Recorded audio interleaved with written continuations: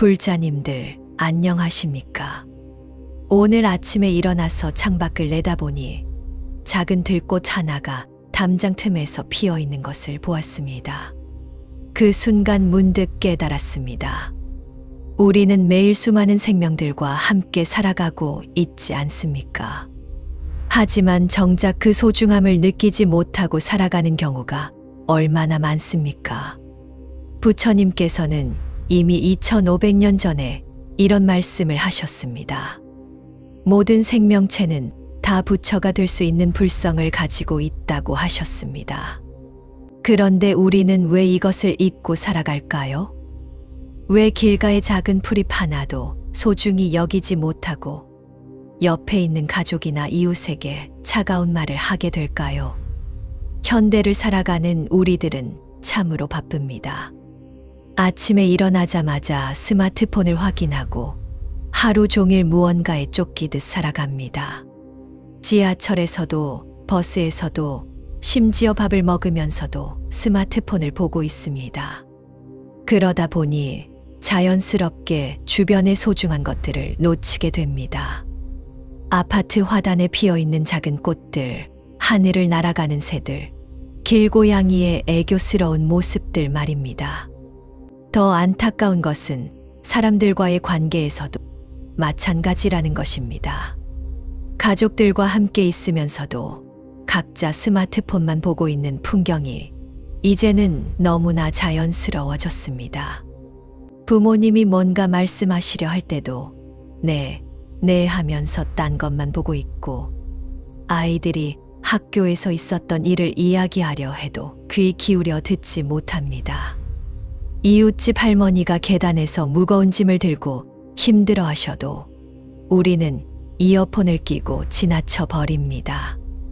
회사에서도 동료가 힘들어하고 있을 때 너무 바빠서 또는 내일도 벅찬데라고 생각하며 외면하게 됩니다. 이런 모습들이 과연 부처님께서 원하신 삶의 모습일까요? 부처님께서는 말씀하셨습니다. 모든 생명체는 행복을 원하고 고통을 싫어한다. 따라서 다른 생명체에게 해를 끼치지 말라. 이 얼마나 간단하면서도 깊은 가르침입니까? 하지만 우리는 이 간단한 진리조차 실천하지 못하고 살아가고 있습니다. 심지어 사랑이라는 이름으로 상대방을 통제하려 하기도 하고 관심이라는 명목으로 간섭하기도 합니다. 진정한 사랑과 자비가 무엇인지를 이해하지 못하고 있는 것입니다. 오늘 법문을 통해서 부처님께서 가르쳐 주신 참다운 자비와 사랑의 의미를 함께 살펴보겠습니다. 어떻게 하면 우리 일상 속에서 모든 만물을 진심으로 아끼고 사랑할 수 있는지 구체적이고 실천 가능한 방법들을 나누어 보겠습니다. 이 시간이 끝날 때쯤에는 분명히 불자님들의 마음 속에도 따뜻한 자비심이 자라날 것입니다. 그리고 내일부터 주변을 바라보는 시선이 완전히 달라질 것입니다. 작은 벌레 하나를 보더라도, 길에서 만나는 낯선 사람을 보더라도 그 안에 있는 불성을 느낄 수 있게 될 것입니다. 부처님의 지혜로운 가르침 속으로 함께 들어가 보겠습니다. 먼저 첫 번째로 말씀드리고 싶은 것은 모든 생명에는 고귀한 불성이 깃들어 있다는 진리입니다. 부처님께서는 화엄경에서 이렇게 말씀하셨습니다. 일체 중생이 다 열애의 지혜와 덕상을 구족하고 있다. 이 말씀이 무엇을 의미하는지 아십니까? 우리가 매일 보는 모든 존재들, 심지어 작은 개미 한 마리에도 부처가 될 수 있는 가능성이 있다는 뜻입니다. 이것이 얼마나 놀라운 깨달음입니까? 길을 걸어가다가 발밑에서 기어가는 작은 벌레를 보십시오. 그 작은 생명체도 언젠가는 부처가 될 수 있는 소중한 존재입니다. 아파트 베란다에서 키우는 화분의 작은 새싹도 마찬가지입니다. 그 안에는 우주 전체와 통하는 생명력이 흐르고 있습니다. 하지만 우리는 이런 진리를 머리로는 이해하면서도 실제 생활에서는 잊어버리고 맙니다. 왜 그럴까요? 그것은 우리가 너무 오랫동안 분별심에 길들여져 있기 때문입니다. 이것은 좋고 저것은 나쁘다. 이것은 아름답고 저것은 추하다. 이것은 쓸모있고 저것은 쓸모없다. 이런 식으로 모든 것을 나누어 생각하는 습관이 몸에 배어 있습니다. 하지만 부처님의 눈으로 보면 모든 것이 다 소중하고 아름답습니다. 예를 들어보겠습니다. 어떤 분이 정원을 가꾸고 있었는데 예쁜 장미꽃은 정성스럽게 키우면서도 잡초라고 생각되는 풀들은 무자비하게 뽑아버렸습니다. 그런데 어느 날 한 스님이 그 정원을 보시고 이렇게 말씀하셨습니다. 장미도 부처님이 만드신 것이고 그 잡초도 부처님이 만드신 것인데 왜 차별을 두십니까? 이 말씀을 듣고 그분은 깊이 반성하게 되었습니다. 자신도 모르게 부처님이 만드신 모든 생명에 우열을 가리고 있었던 것입니다. 우리도 일상생활에서 이런 차별을 하고 있지 않습니까? 예쁘고 깔끔한 고양이는 사랑스러워하면서 길에서 떠도는 지저분한 고양이는 더러워라고 말하며 피해 다닙니다. 잘 가꾸어진 화단의 꽃들은 아름답다고 하면서 담장 사이로 자라나는 이름 모를 풀들은 잡초라고 부르며 무시합니다.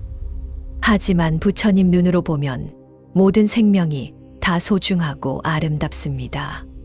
그 지저분해 보이는 길고양이도 누군가의 사랑을 받고 싶어 하는 마음을 가지고 있습니다.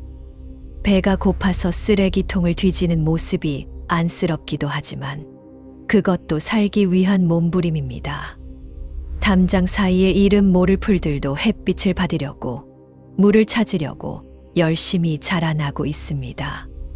그들도 나름대로 최선을 다해 살아가고 있는 것입니다. 이렇게 생각해보면 우리 주변의 모든 것들이 다 소중하게 느껴집니다. 아침에 일어나서 창문을 열고 밖을 내다볼 때 그냥 스쳐 지나가던 풍경들이 전혀 다르게 보입니다. 나무들도 새들도 심지어 바람 소리까지도 부처님의 법문처럼 들립니다. 법화경에서는 이렇게 말씀하고 있습니다. 청정한 눈을 가진 자는 모든 곳에서 부처를 본다. 우리가 청정한 마음으로 세상을 바라보면 모든 것에서 부처님을 만날 수 있다는 뜻입니다. 그러면 구체적으로 어떻게 실천할 수 있을까요? 매일 아침 일어나자마자 이렇게 생각해 보십시오. 오늘 내가 만날 모든 존재들은 다 부처님이다. 그리고 실제로 길을 걸어가면서 만나는 모든 것들에게 마음속으로 합장을 해 보십시오. 길가의 나무에게도 하늘의 구름에게도 지나가는 사람들에게도 마음속으로 나무 아미타불을 외워 보십시오. 처음에는 어색할 수 있습니다. 하지만 며칠만 계속해 보시면 놀라운 변화를 경험하게 됩니다. 세상이 완전히 다르게 보이기 시작합니다. 모든 것이 살아 숨쉬는 부처님의 현현이라는 것을 직접 느끼게 됩니다. 그러면 자연스럽게 모든 생명을 아끼고 사랑하는 마음이 생겨납니다. 함부로 벌레를 죽이거나 꽃을 꺾지 못하게 됩니다. 길에서 만나는 사람들에게도 더 친근하고 따뜻한 마음을 갖게 됩니다. 이것이 바로 부처님께서 가르쳐 주신 첫 번째 지혜입니다. 모든 생명에는 고귀한 불성이 있다는 것을 깊이 깨닫는 것입니다. 두 번째로 말씀드리고 싶은 것은 자비로운 마음으로 모든 존재의 고통을 함께 나누어야 한다는 것입니다. 관세음보살의 이름에서 관자는 본다는 뜻이고 세음은 세상의 소리를 뜻합니다. 즉, 관세음보살은 세상의 모든 고통받는 소리를 듣고 보시는 분이십니다. 우리도 관세음보살처럼 주변의 고통받는 존재들의 소리에 귀 기울여야 합니다. 하지만 현실은 어떻습니까? 우리는 너무나 자기 자신의 일에만 매몰되어 있습니다. 내 문제, 내 고민, 내 걱정만으로 머릿속이 가득 차 있습니다.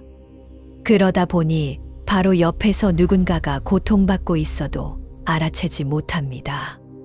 심지어 가장 가까운 가족들의 고통도 제대로 헤아리지 못하는 경우가 많습니다. 아내가 하루 종일 집안일로 지쳐 있어도 당연한 것이라고 생각합니다.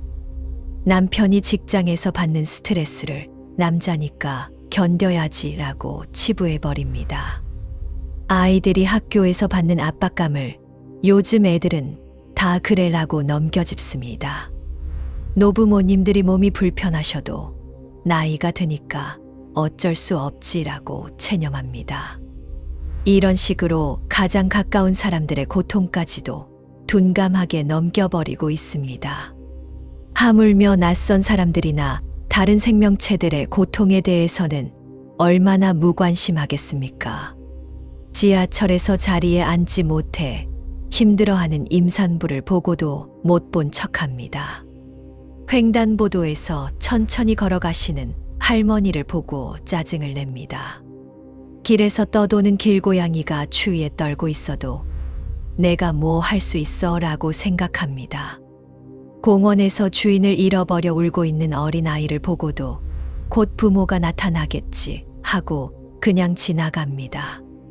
하지만 부처님께서는 무량수경에서 이렇게 말씀하셨습니다. 모든 중생의 고통이 곧 내 고통이요. 모든 중생의 괴로움이 곧 내 괴로움이다. 이 얼마나 위대한 자비심입니까? 부처님께서는 당신 자신의 안락보다 모든 생명체의 고통을 먼저 걱정하셨습니다. 우리도 이런 마음을 조금이라도 배워야 하지 않겠습니까? 물론 부처님처럼 완벽한 자비심을 갖기는 어렵겠지만 조금씩이라도 그 마음을 키워나갈 수는 있습니다. 예를 들어 이런 것부터 시작해 보십시오. 가족들이 힘들어할 때 괜찮아, 다 잘 될 거야 라는 상투적인 말 대신에 진심으로 그들의 마음을 이해하려고 노력해 보십시오. 아내가 피곤해 보일 때는 수고 많았어 라고 말하며 어깨를 주물러 드려 보십시오. 남편이 직장에서 힘든 일이 있었다고 할 때는 그랬구나, 정말 힘들었겠다 라고 공감해 주십시오. 아이가 학교에서 친구들과 다퉜다고 할 때는 내가 속상했구나 라고 먼저 마음을 헤아려 주십시오. 부모님이 몸이 아프시다고 하실 때는 많이 아프세요? 라고 물으며 진심으로 걱정해 드리십시오. 이런 작은 관심과 배려가 바로 자비행의 시작입니다.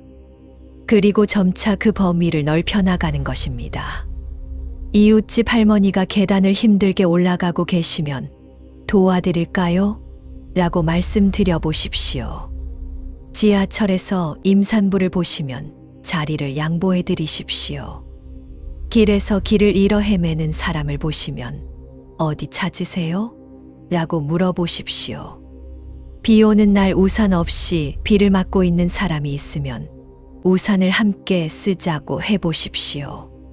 추운 겨울날 길고양이를 위해 따뜻한 자리를 만들어 주거나 먹을 것을 조금 나누어 주십시오. 화분에 물을 줄 때도 단순히 키우는 것이 아니라 생명을 돌보는 마음으로 해보십시오. 이렇게 하나하나 실천해 나가다 보면 어느새 우리 마음 속에도 따뜻한 자비심이 자라나게 됩니다. 그러면 남의 고통을 보는 것이 괴롭지 않습니다. 오히려 그 고통을 조금이라도 덜어드리고 싶은 마음이 자연스럽게 생겨납니다. 이것이 바로 관세음 보살의 마음입니다. 고통받는 모든 존재를 그냥 지나칠 수 없는 마음, 무엇인가 도움을 주고 싶은 마음이 바로 자비심입니다. 원효대사께서는 이런 말씀을 하셨습니다.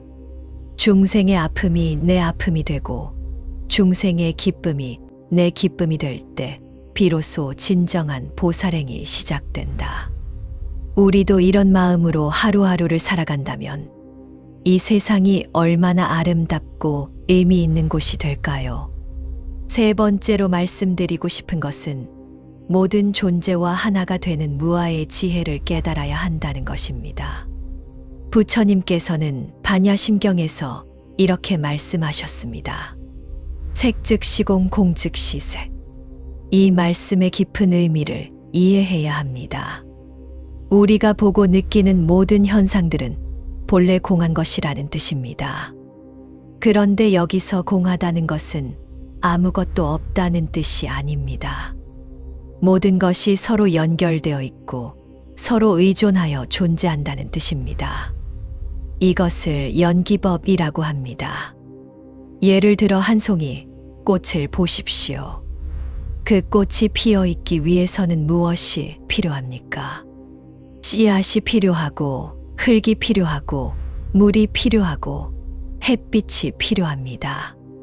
그리고 그 씨앗이 생기기 위해서는 또 다른 꽃이 있어야 했고 그 흙이 만들어지기 위해서는 수많은 세월과 무수한 생명체들의 죽음이 있어야 했습니다. 물은 하늘에서 내린 비이고 그 비는 바다에서 증발한 수증기였습니다. 햇빛은 9,300만 킬로미터 떨어진 태양에서 온 것입니다. 이렇게 보면 그 한 송이 꽃 속에는 온 우주가 들어 있습니다. 꽃만 따로 떼어서 존재할 수 있는 것이 아닙니다. 우리 사람도 마찬가지입니다. 내가 지금 여기 있을 수 있는 것은 부모님이 계셨기 때문이고 부모님이 계실 수 있었던 것은 조부모님이 계셨기 때문입니다. 그렇게 거슬러 올라가면 수많은 조상들이 있습니다. 그리고 내가 지금 숨쉬고 있는 공기는 나무들이 만들어준 것이고 내가 먹는 음식은 농부들이 키워준 것이고 내가 입고 있는 옷은 누군가가 만들어준 것입니다. 이렇게 보면 나라는 존재는 혼자서는 1분도 살 수 없습니다. 온 우주의 도움을 받고 있는 것입니다. 그런데 우리는 이런 진리를 잊어버리고 나라는 존재에만 집착합니다. 내 것, 내 가족, 내 집, 내 재산, 내 명예. 이렇게 모든 것을 내 것으로 나누어 생각합니다. 하지만 부처님의 지혜로 보면 나와 남이 따로 있는 것이 아닙니다. 모든 것이 하나로 연결되어 있습니다. 한국의 대표적인 선사이신 진울국사께서는 이런 말씀을 하셨습니다. 일체 중생이 본래 부처이거늘 다만 분별망상으로 이내 자성을 보지 못한다. 우리가 나와 남을 구분하고 좋은 것과 나쁜 것을 나누어 생각하는 분별심 때문에 본래 하나인 진리를 보지 못한다는 뜻입니다.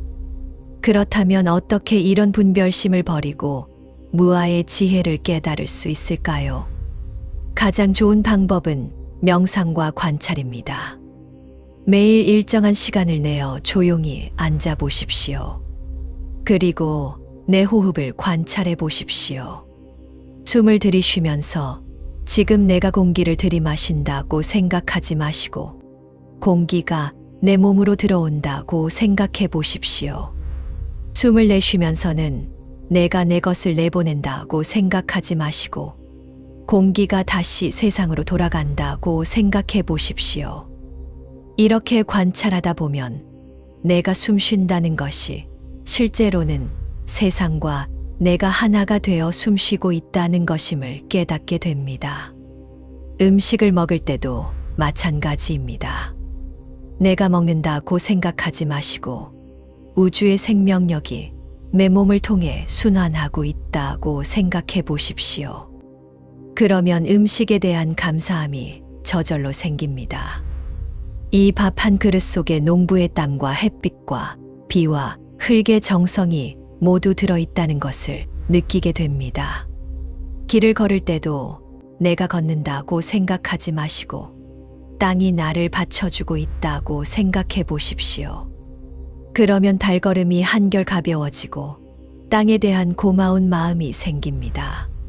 사람들을 만날 때도 저 사람은 남이다라고 생각하지 마시고 저분도 나와 같은 불성을 가진 형제자매다라고 생각해 보십시오. 그러면 자연스럽게 친근감이 생기고 따뜻한 마음으로 대하게 됩니다. 이렇게 조금씩 연습해 나가다 보면 어느 순간 정말로 모든 것이 하나구나 하는 깨달음이 옵니다. 그 순간부터는 모든 존재를 내 몸처럼 아끼고 사랑하게 됩니다. 남의 고통이 내 고통처럼 아프고 남의 기쁨이 내 기쁨처럼 즐겁습니다. 이것이 바로 무아의 지혜이고 이것이 바로 부처님께서 깨달으신 진리입니다. 네 번째로 말씀드리고 싶은 것은 일상생활 속에서 구체적으로 어떻게 모든 만물을 아끼고 사랑할 수 있는가 하는 실천 방법입니다. 아무리 좋은 가르침이라도 실제로 우리 생활 속에서 실천하지 못하면 소용이 없습니다. 그러면 부처님의 가르침을 우리 일상에서 어떻게 적용할 수 있을까요? 먼저 아침에 일어나는 순간부터 시작해 보겠습니다. 눈을 뜨자마자 오늘도 생명을 주신 부처님께 감사합니다 라고 마음속으로 말해 보십시오. 그리고 오늘 하루도 모든 생명체와 조화롭게 살아가겠습니다 라고 서원을 세워 보십시오. 세수를 할 때는 물에게 감사하십시오. 깨끗한 물을 주셔서 감사합니다. 물을 아껴 쓰겠습니다 라고 마음속으로 말해 보십시오. 아침 식사를 하실 때는 음식에 들어간 모든 재료들에게 감사하십시오. 쌀 한 알 한 알에도 농부의 정성이 들어있고 김치 한 젓가락에도 어머니의 사랑이 담겨 있습니다. 이 음식을 통해 생명을 이어가게 해주셔서 감사합니다 라고 생각하며 천천히 드시십시오. 집을 나서면서는 집에게 감사하십시오. 오늘 하루도 따뜻하게 지켜봐 주세요 라고 마음속으로 인사를 드리십시오. 길을 걸으면서는 만나는 모든 것들과 마음속으로 인사를 나누십시오. 길가의 나무들에게 안녕하세요. 오늘도 맑은 공기를 만들어 주셔서 고맙습니다 라고 말해 보십시오. 하늘의 구름들에게도 예쁜 모습을 보여주셔서 감사합니다 라고 인사하십시오. 지나가는 사람들에게도 마음속으로 부처님이라고 합장해 보십시오. 대중교통을 이용할 때는 더욱 세심한 배려를 해 보십시오. 노약자나 임산부, 어린이를 보시면 자연스럽게 자리를 양보해 드리십시오. 그리고 마음속으로 부처님께서 제게 보살행을 실천할 기회를 주셨구나 라고 생각해 보십시오. 지하철이나 버스 안에서 시끄럽게 통화하거나 음악을 크게 듣는 것은 다른 사람들에게 피해를 주는 일입니다. 항상 다른 사람들의 평안을 생각하며 조용히 이동하십시오. 직장에서도 부처님의 가르침을 실천할 수 있습니다. 동료들과 대화할 때는 상대방의 말을 끝까지 경청해 주십시오. 중간에 끊거나 자신의 의견만 주장하지 마시고 상대방의 입장에서 생각해 보십시오. 업무상 갈등이 생겼을 때도 저분도 나와 같은 불성을 가진 부처님이다라고 생각하며 화를 내지 마십시오. 대신 어떻게 하면 서로 도움이 되는 방향으로 해결할 수 있을까를 고민해 보십시오. 점심시간에 식당에서 음식을 드실 때는 남기지 않도록 노력하십시오. 음식을 남기는 것은 그 음식을 위해 희생된 생명들과 농부들의 정성을 버리는 것입니다. 식당 직원들에게도 감사합니다. 수고하세요 라는 인사를 잊지 마십시오. 그분들도 우리와 같은 소중한 존재입니다. 퇴근길에도 마음가짐을 유지하십시오. 피곤하다고 해서 다른 사람들에게 짜증을 내거나 무례하게 행동하지 마십시오. 오히려 하루 종일 수고한 모든 사람들에게 마음속으로 감사 인사를 드리십시오. 오늘 하루도 함께 수고해 주신 모든 분들께 감사드립니다 라고 생각해 보십시오. 집에 돌아와서는 가족들과의 시간을 소중히 여기십시오. 하루 종일 밖에서 힘들었다고 해서 가족들에게 함부로 대하지 마십시오. 오히려 오늘 하루도 가족들이 있어서 행복했습니다 라는 마음으로 대화를 나누십시오. 저녁 식사를 하면서는 가족들이 각자 어떤 하루를 보냈는지 관심을 가져보십시오. 아이들의 학교 생활, 배우자의 직장 생활을 진심으로 들어주십시오. 그리고 고생 많았어, 잘했어 라는 격려의 말을 아끼지 마십시오. 집 안의 화분이나 반려동물도 잊지 마십시오. 화분에 물을 줄 때는 건강하게 자라세요 라고 말해 보십시오. 반려동물과 놀아줄 때는 고마워, 내가 있어서 집이 따뜻해 라고 말해 보십시오. 그들도 다 우리의 말을 알아듣습니다. 잠자리에 들기 전에는 하루를 반성하는 시간을 가져보십시오. 오늘 하루 동안 내가 만난 모든 존재들에게 도움이 되었을까? 혹시 피해를 준 것은 없을까? 만약 누군가에게 상처를 주었다면 마음속으로 참회하십시오. 부처님, 죄송합니다. 내일은 더 자비로운 마음으로 살아가겠습니다. 그리고 잠들기 전에 이렇게 회향해 보십시오. 오늘 제가 행한 모든 선행의 공덕을 중생들과 함께 나누겠습니다. 모든 생명체가 고통에서 벗어나 행복하시기를 서원합니다. 이런 식으로 하루하루를 살아간다면 점점 우리 마음이 부드러워지고 자비로워집니다. 그리고 주변 사람들도 우리의 변화를 느끼게 됩니다. 가족들이 더 편안해하고 직장 동료들도 함께 있을 때 더 즐거워합니다. 심지어 길에서 만나는 낯선 사람들도 우리를 보면 자연스럽게 미소를 짓게 됩니다. 이것이 바로 부처님께서 말씀하신 자비가 주는 힘입니다. 진정한 자비심을 가진 사람 주변에는 자연스럽게 평화와 행복이 깃들게 됩니다. 물론 처음에는 이런 실천이 어색하고 힘들 수도 있습니다. 하지만 조금씩 꾸준히 해나가다 보면 어느새 자연스러운 습관이 됩니다. 그리고 그때부터는 억지로 하는 것이 아니라 하지 않으면 오히려 불편함을 느끼게 됩니다. 이렇게 되면 우리는 진정으로 부처님의 제자가 된 것입니다. 모든 순간, 모든 곳에서 부처님의 가르침을 실천하며 살아가는 진정한 불자가 된 것입니다. 불자님들, 오늘 법문을 통해 함께 나눈 이야기들을 정리해 보겠습니다. 첫 번째로, 모든 생명에는 고귀한 불성이 깃들어 있다는 것을 깊이 이해해야 합니다. 길가의 작은 풀잎에서부터 하늘의 구름까지 우리가 만나는 모든 존재들 안에는 부처가 될 수 있는 가능성이 있습니다. 이것을 진정으로 깨달으면 모든 것이 소중하고 아름답게 보입니다. 두 번째로, 자비로운 마음으로 모든 존재의 고통을 함께 나누어야 합니다. 관세음보살처럼 세상에 고통받는 소리에 귀 기울이고 그 고통을 조금이라도 덜어드리려는 마음을 가져야 합니다. 작은 배려와 관심에서부터 시작해서 점차 그 범위를 넓혀 나가는 것입니다. 세 번째로, 모든 존재와 하나가 되는 무아의 지혜를 깨달아야 합니다. 나와 남이 따로 있는 것이 아니라 모든 것이 서로 연결되어 하나를 이루고 있다는 연기법의 진리를 체득해야 합니다. 명상과 관찰을 통해 이런 분별심을 조금씩 줄여나가는 것입니다. 네 번째로, 일상생활 속에서 구체적으로 실천할 수 있는 방법들을 익혀야 합니다. 아침에 일어나는 순간부터 잠들기까지 모든 순간을 부처님의 가르침을 실천하는 기회로 만드는 것입니다. 작은 실천들이 모여 큰 변화를 만들어냅니다.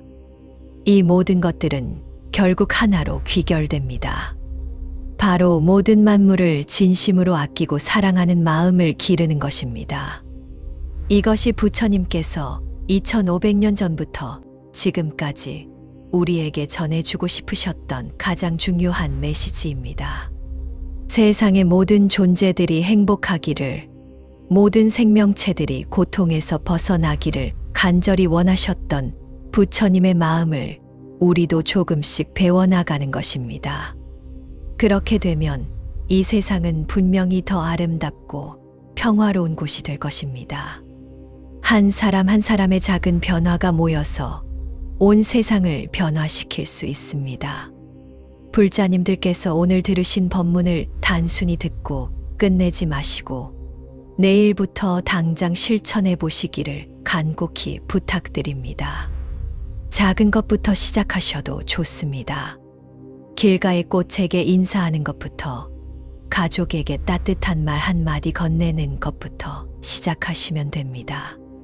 그리고 이런 실천들을 통해 어떤 변화를 경험하셨는지, 어떤 깨달음을 얻으셨는지 댓글로 나누어 주시면 감사하겠습니다. 여러분의 경험담이 다른 불자님들에게도 큰 도움과 격려가 될 것입니다. 오늘 이 영상이 도움이 되셨다면 좋아요 버튼을 눌러주시고 주변의 다른 분들에게도 공유해 주시기 바랍니다. 부처님의 지혜로운 가르침이 더 많은 분들께 전해져서 이 세상에 자비와 사랑이 가득하게 되기를 서원합니다. 다음 법문에서는 또 다른 부처님의 가르침으로 여러분과 만나 뵙겠습니다. 그때까지 건강하시고 항상 부처님의 자비 속에서 평안하시기를 기원합니다. 오늘 법문의 공덕을 모든 중생들과 함께 나누며 모든 생명체가 고통에서 벗어나 진정한 행복을 얻기를 간절히 서원합니다. 나무 아미타불, 나무관세음보살. 모든 불자님들께 부처님의 자비와 지혜가 함께 하시기를 진심으로 축원드립니다.